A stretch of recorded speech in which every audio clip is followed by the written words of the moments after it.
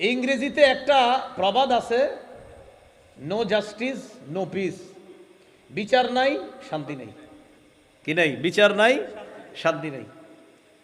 একজন ইংরেজি দার্শনিক আমাদের নবীর ব্যাপারে বলেছেন যে আই বিলিভ দ্যাট, তিনি বলেন আমি এটা বিশ্বাস করি, if a man like him, him দ্বারা উদ্দেশ্য মোহাম্মদ সাল্লাল্লাহু আলাইহি সাল্লাম। If a man like him মানে লাইক মোহাম্মদ সাল্লাল্লাহু আলাইহি সাল্লাম।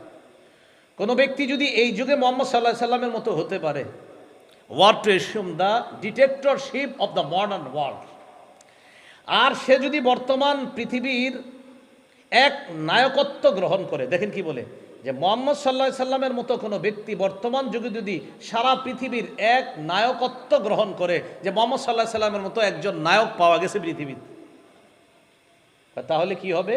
তো বলতেছে তিনি, হি উড সাকসেস ইন, তিনি বলতেছে সে সফল হবে।